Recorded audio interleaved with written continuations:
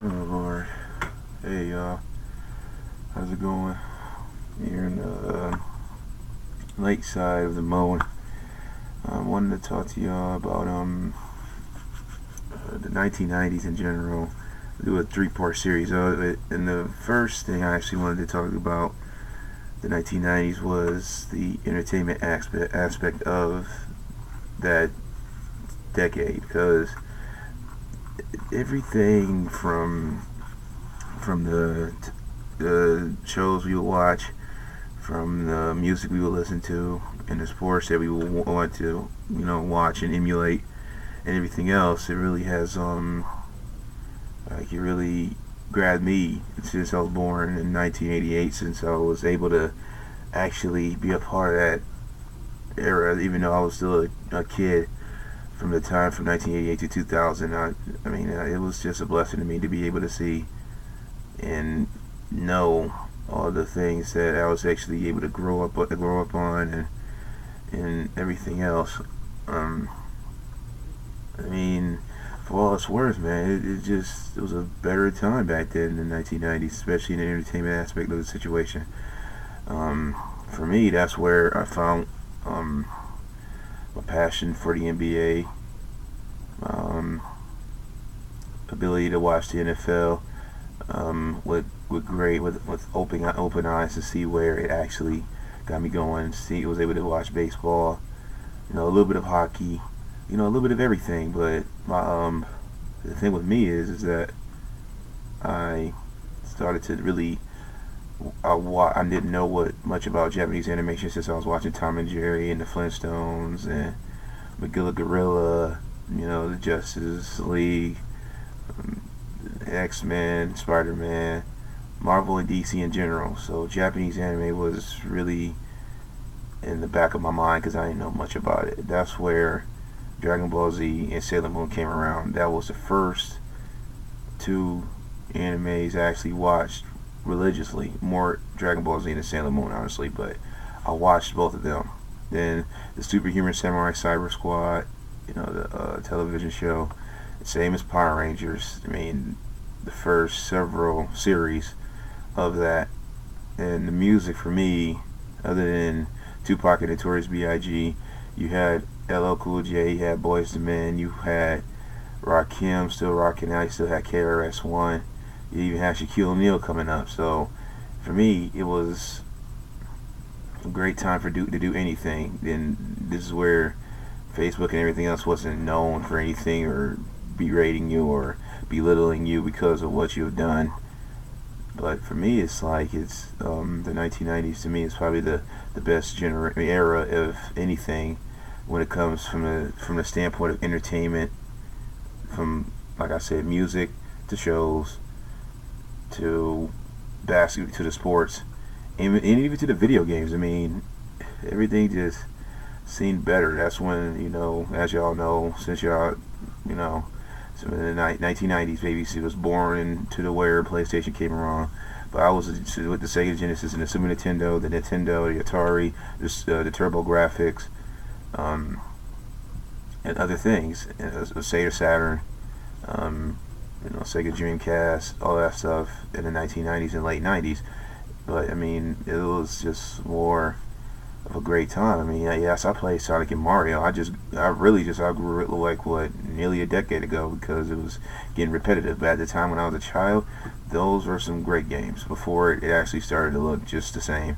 Streets of Rage, Maximum Carnage, Final Fight, Mortal Kombat. That's obvious, but and then Tekken, um, Ballerina Toshinden, if anybody remembers that, and I bet y'all people out there do. Um, I mean, this 1990s in general was just a great time, and then you had Fatal Fury. You had King of Fighters. You had great fighting games. You had Samurai Showdown. You had great arcade games. To be honest with you, NBA Jam. That's obvious. Way before NBA Street, but even then, after the fact, NBA Street was good too. But that's besides the point. So you had greater things to worry about. You had great actresses. You had great actors. Anybody that was anybody that You know, in the 1990s, you know, it could make a great movie that would have you in suspense. You didn't have to really guess it after the first 10 minutes after what's going on. You know, the Batman series in the 90s, when it comes to the movies and when it comes to the animated series that was on WB, that was on Cartoon Network, on Toonami even, was better. Like, not to say the Dark Knight series wasn't better, but that's besides the point again. I'm just talking about the 1990s. You know, but looking at it from the standpoint to see Batman then got my eyes open to that type of series. And this is after X-Men. This is after Dragon Ball Z. This is after Sailor Moon, Spider-Man, you know, all that stuff. Watching Iron Man 2, the series, I mean, see, that was good. You know, just Marvel and DC were actually at the top of their game during the 1990s. They ruled the 1990s before Dragon Ball Z came around, before anime came around. Period. I mean, that's what I believe. They were really on top of their games. But it's for what it's worth, I mean, the Kids WB, and I know y'all remember that. That was a great time to be a little boy or a little girl. I mean, I didn't watch Pokemon. I'm gonna be honest with you. I didn't really watch that. I watched Digimon, so I might get some heat over that. But I'm being honest. Yu-Gi-Oh! Watched that. I watched a lot of stuff during that time, just to know that I can watch any movie from back then, and it'll make you really feel like you was really in suspense, or you're really in, you know, loving the situation, you know, laughing about the situations that it was in the movies. They were right for the time. It's like just like In Living Color, Mad TV, Saturday Night Live. It's funny that Saturday Night Live wasn't even the best show to watch comedy-wise in the 1990s. They were third because you had In Living Color and Mad TV. When Mad TV first came out, I watched that more. I watched Saturday Night Live because it was just funnier, you know. And it really went down here once Chris Farley died. I mean, Chris Rock is okay. Tim Meadows, he funny though, as Leon Phelps and everything else. I'm not gonna don't lie about that, but just everything else about the 1990s really just made you feel like when you watch something from that era, you really feel, dang, I'm old, or nostalgia really hits you like a ton of bricks. One recent movie I was watching from the 1990s, Cool World. That movie was insane, but at the same time, it was crazy. You didn't know what was going to happen next unless you really watched the movie over and over again. That was a good movie, you know, from a live action animated standpoint.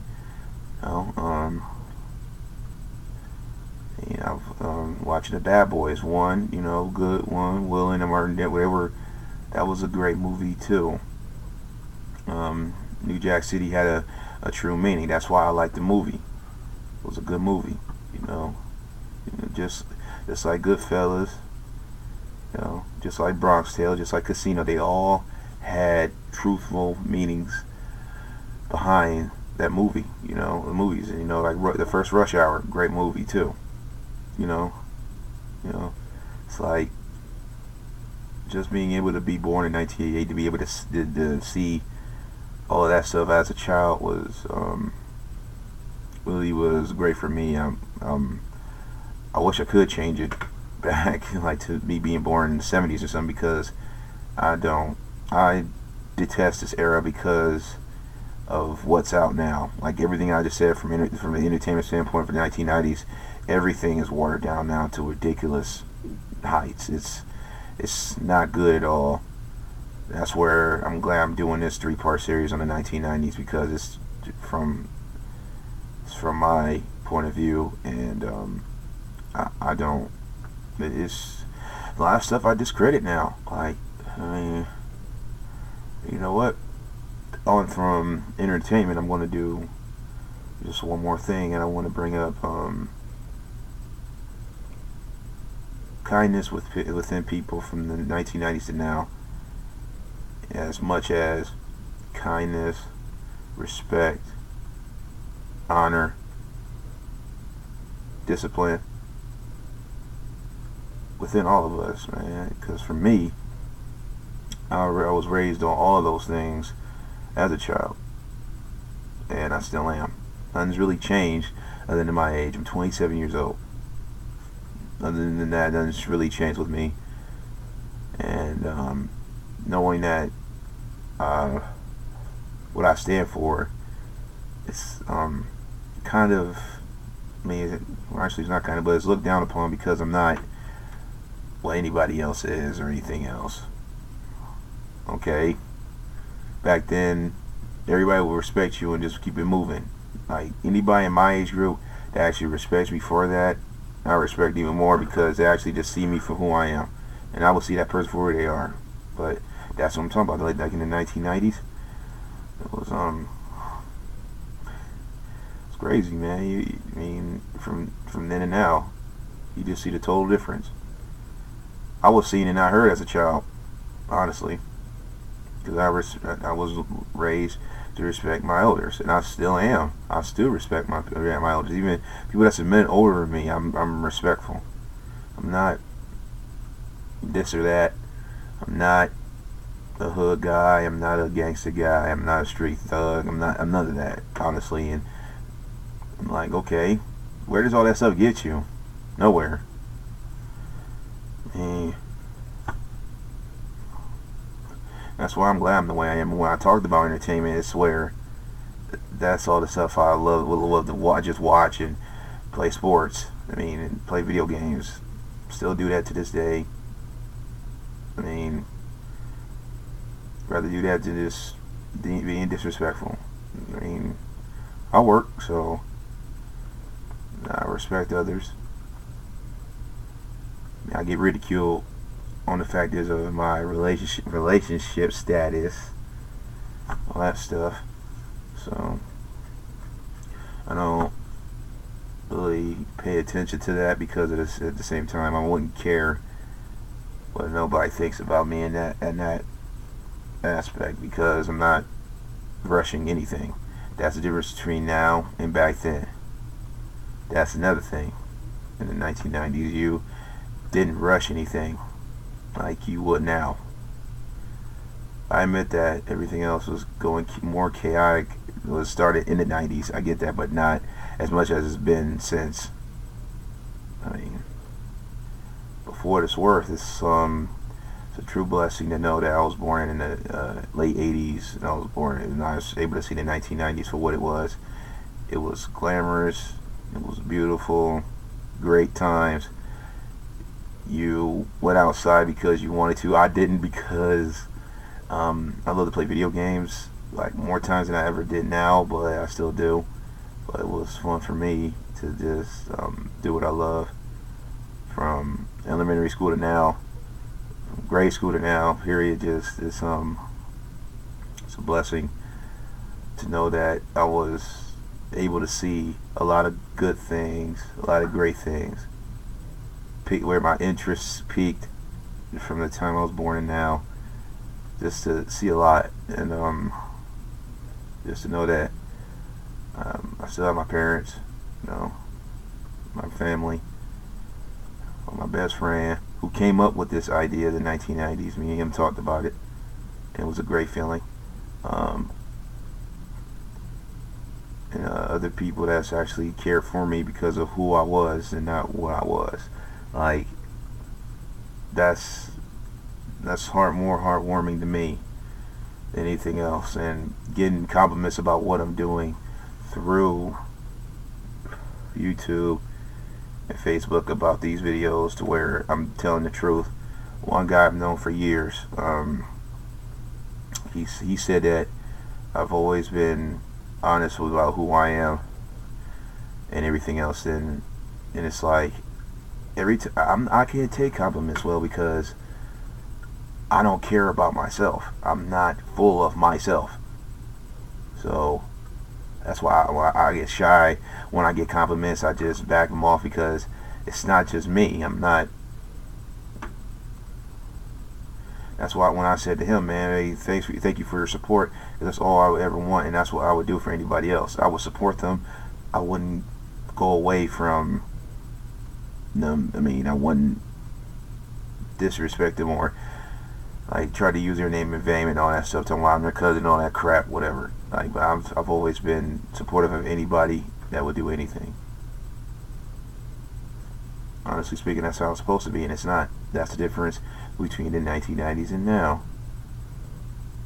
You would show your love, you would show your respect, and keep it up, or keep it moving. Back then, not as much now. I mean, it's ridiculous. It's really is to the point to where I don't really understand it. And it's not that I don't want to understand it. It's just, what's the point? What's the point of trying to even talk about stuff like this to people that may not even care about it? That's how I look at it. I don't look at it any other way, because like I don't just don't feel right, like, in this era. And if you do, you have to just try to keep an open mind, and I do. It's just, I have patience and everything else through God, through my family, and everything else. It's just one small mistake just gets blown up more than it ever has in this era than ever than back then, and that's true. I mean, people make assumptions, take things out of context when it really wasn't that. Whatever, man. And oh man, even with relationships now, when I talk about that, oh my God, man, you gotta have a 1,000,001 list of what to do before you can actually get a chance. Not disagreeing with how some men would berate women or disrespect them or belittle them. I get that. I wouldn't know how to do that ever, because I wasn't raised that way. Would I ever want to do that? No. That's where the difference with me is. I do not care for an outer appearance of a woman. I'm looking inward. If you have a heart, you have a soul, you have a brain, you know. I just don't care for the outer exterior of a woman. I want to know you in general. That's not not me. I don't want that to be me. I don't care who says anything about me after this video about my reviews on relationships. That's the truth. I just don't want sex. I just don't want that yet. I mean, I'm not saying I don't want it, but at the same time, I'm not going to plant my flag in the ground. I don't know where I'm gonna get out of it. That's the truth. I'm not gonna just mess with somebody just to give me just to say I have a check on my list, or 1, 2, 3, 4 / all that stuff, counting. I don't have that type of mentality, and I never want that type of mentality. I don't care if nobody respects this or that situation or not. That's who I am. Period. You should know a person for who they are. Period. That's how it should be. Period. That's the difference between now and back then in the 1990s. Period. That's another difference. But who am I to say anything? I know where my status is in life when it comes to relationships. I know my status. I know if y'all don't know, oh well. Just being honest, and I'm being truthful. Y'all out there who supports me on this, thank you so much. And I'm going to keep doing this because it is something fun, and it's something to relax me, and it's conscious up here. Everything I say is from my point of view. And some of y'all may agree and some of y'all won't, but hey, I don't care, because it's y'all opinions. Part 2 of 1990s will be coming on tomorrow night, just to let y'all know from a clothing standpoint and why sagging is so disrespectful now than it ever was. And why y'all think wearing anything I see Russell Westbrook or Magic Johnson's son wearing is acceptable in this day and age too. And I'm sorry to say that, but I'm not liking anything neither of them wear. I know how Irvin's son is, but Russell Westbrook, I'm sorry, but you seem a little shaky. You may be incredible on the court, but your style of fashion is ridiculous. And I'm sorry to leave you on that note, but it's just for how I see it from my eyes. It's nothing pretty to me. I mean, come on, it's ridiculous to me. Well, I'm gonna leave y'all here. My name is Van Thomas, and this is my 3rd episode of Flowing with Van. And thank you so much for the support. And I'm gonna keep y'all up with everything else. Thank you.